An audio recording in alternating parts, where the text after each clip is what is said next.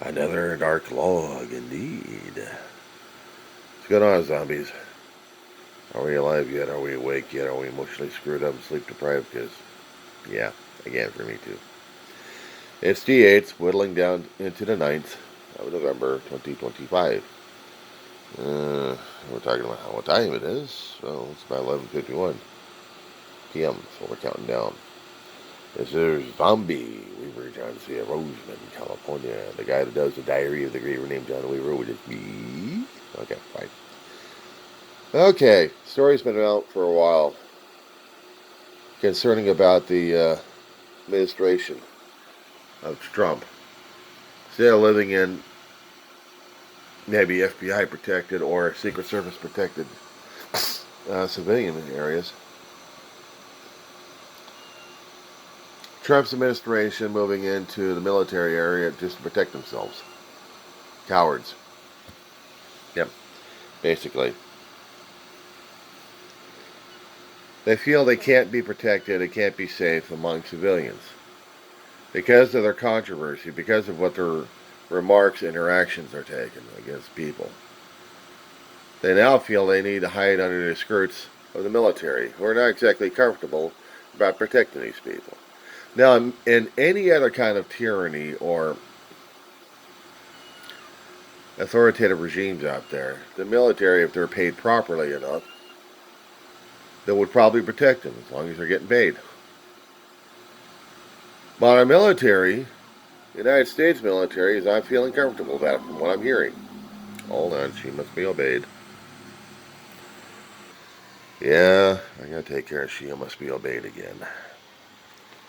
She's fussing tonight. Well, she's a fussy dog.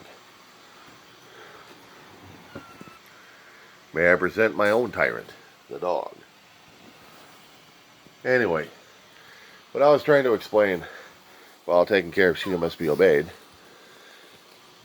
authoritative regimes usually hide behind their military because that is the strength of them, the personification. As long as they get the military and the police on their side, they can dictate terms. Make any kind of laws and have everybody else jump to their whim. As I was trying to explain, our United States military is not exactly happy about this one because our reputation is we don't like tyranny. We don't like our authoritative regimes as much. And we sure as hell can't stand it on our own damn territory.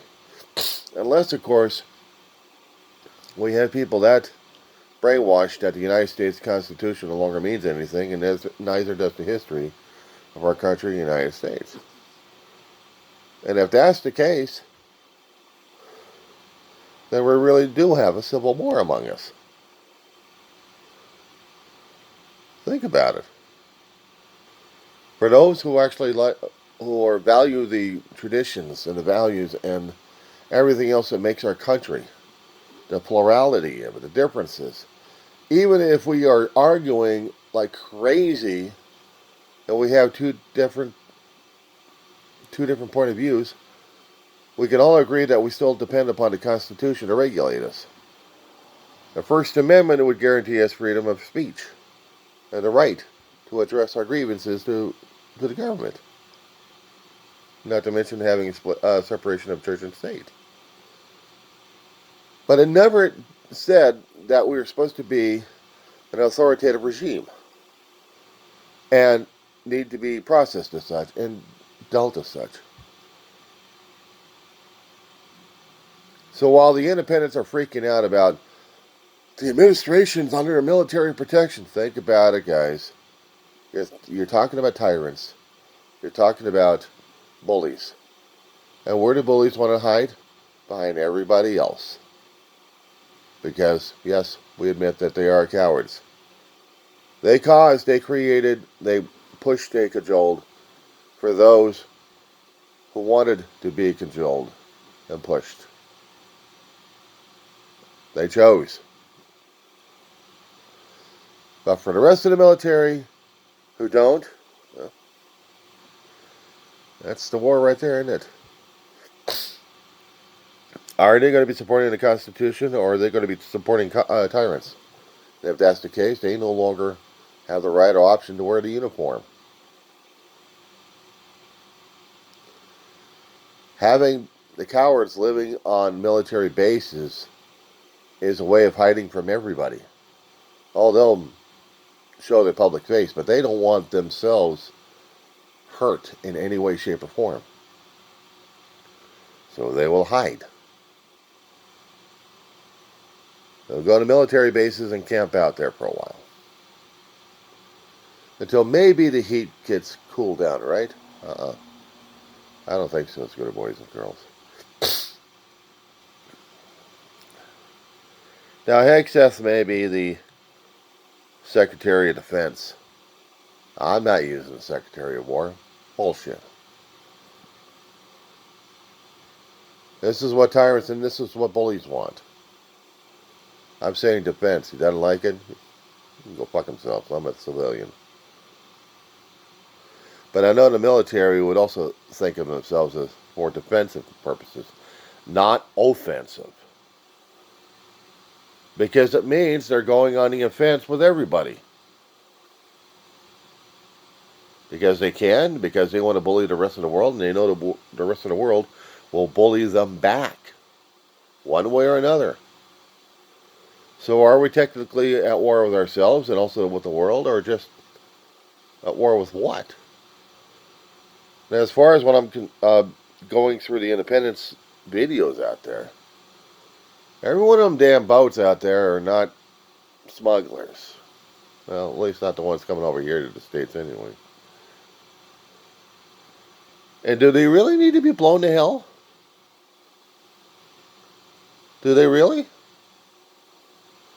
We couldn't have the fleet protecting our shorelines or going into different stations where they're needed? Do they really need to be needed off the coast of Central America and South America all the time? To what? Blow away a few boats here and there and feel smug about it? I imagine the sailors out there are not feeling it. I imagine the Marines are saying, well, we're just doing our job. Yeah, be programmed, jarheads. Yeah, I did say the word jarheads, didn't I? How dare I? I dare. Physical intimidation? Fine, kill me then. You're still a jarhead.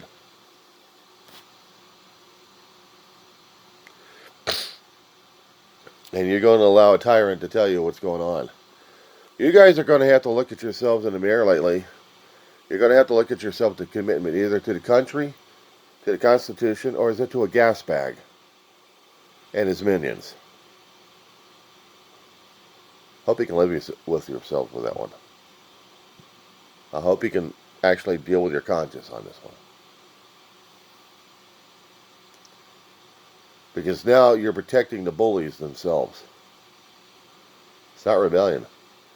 It's defending and protecting the country and the Constitution that you swore an oath to, and to the people that you're supposed to be protecting. If you guys are going to be deployed in the states, in cities, is that protecting the people? Are you becoming the enemy? Your choice, guys. Going to turn the world into a war zone? I'm a civilian. I don't know any difference. I've lived with the military for a long while. I know the difference. Do you? And do the rest of you folks know it?